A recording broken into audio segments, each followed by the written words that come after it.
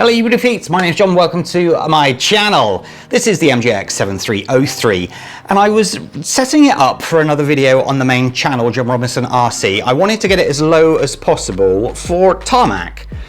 The only problem was that the actual droop screws that you use to adjust the height of the suspension weren't set up properly on this car, or they were. Let me show you. Basically, you have this little screw here. Let me point that out. Down there, I need to make sure that you can see it. All the way down there. There we go. And what you do is you adjust it downwards, and as it goes downwards, it basically lifts up the wheel like that. The problem was at the fronts, they're already set to maximum down, so you can't adjust them to sort of lower the ride height at the front. At the rear, you've got loads of room. Look at that screw there, that's loads. So we can do that at the rear, but at the front, it means that I can't use the droop screw there. Now I did try a longer screw bolt there, but unfortunately, the plastic's actually quite weak on the swing arms here. So it just didn't work. It was actually starting to chew it up. So I decided not to do that. And instead I'm gonna do a different technique, and it involves taking off the shocks. I may actually just do all the shocks. The reason being that these droop screws, I don't trust them due to the softness of the actual plastic. So I'll do all four.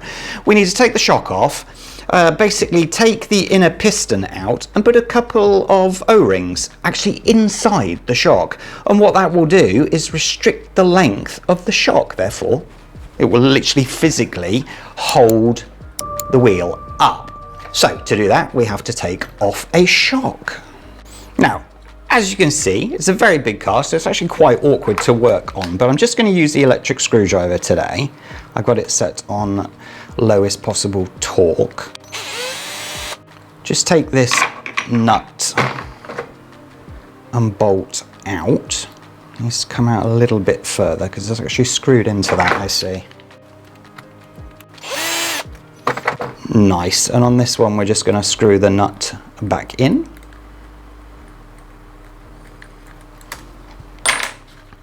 Then on the lower one, it's just one bolt there.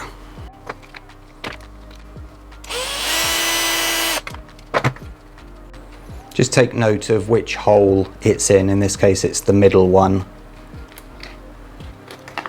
And on the top part, again, it's the middle one. I'm just actually going to put that bolt back in, and then I'll get the car out of the way. So here we have the shock. It's relatively clean actually, considering what it's been through.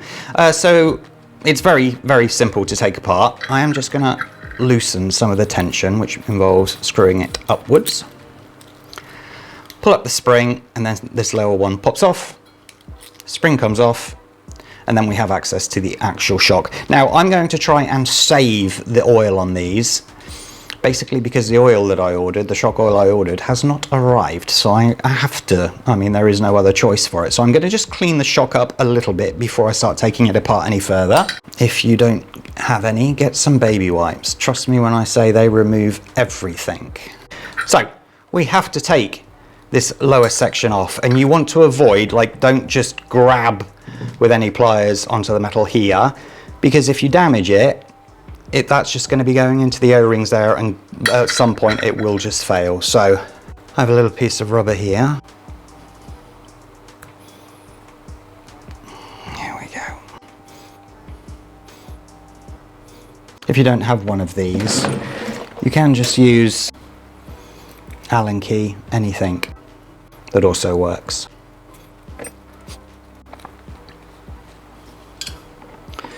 There we go. Brilliant. Now we have to take the top cap off. Hopefully we can just twist it, but it doesn't look like it's going to. So again, let's just grab around this. I want to avoid turning this, because this lower part obviously comes off, and I want to avoid actually undoing that, because that will affect the O-rings inside as well. There should usually be a gash out of either side there so you can grip with something, but they don't have it on these shocks, which is a bit distressing. I just use some bigger grips and try not to crush it then.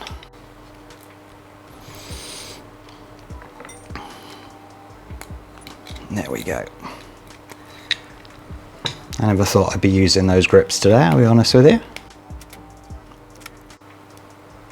Very nice. Very nice. Okay. This is actually a food container, so it's very clean. Some thick old oil there. Okay. So then,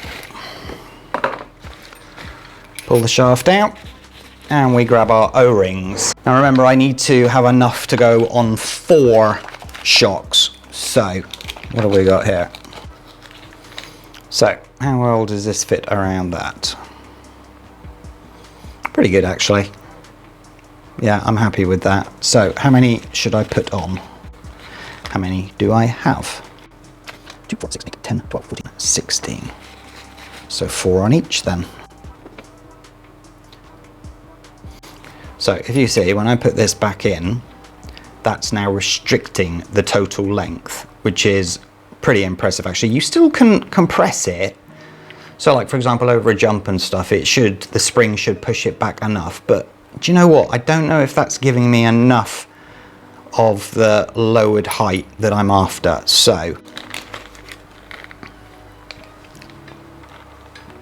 oh, we have lots of those.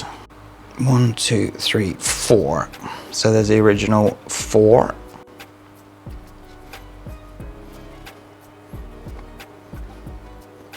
Now it's pointless doing it too low, too restrictive, because then you'll have no suspension and that will just be a no good.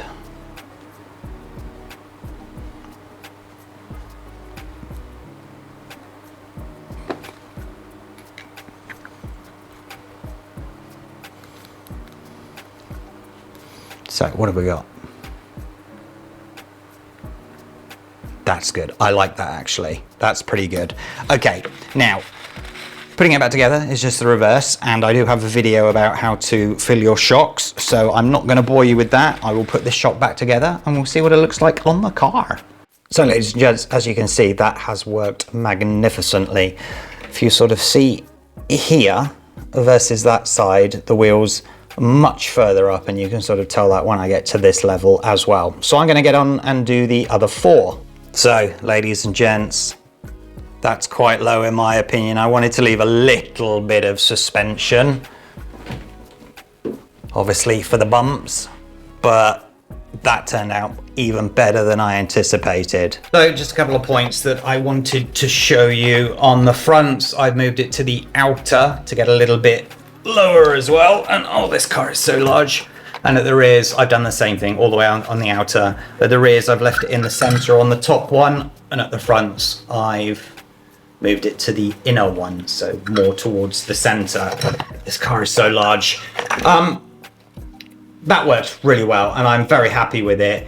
I wouldn't have been able to rely on the droop screws for the next video that I'm doing, that is just literally driving the car as low as possible, hopefully on the RC racetrack, but if not, I'll just have to find some suitable area. So that'll be over on John Robinson RC, the main channel. Thank you so much for watching. Hit that like button, subscribe to the channel. Catch you next time. Stay safe, take care. Bye bye.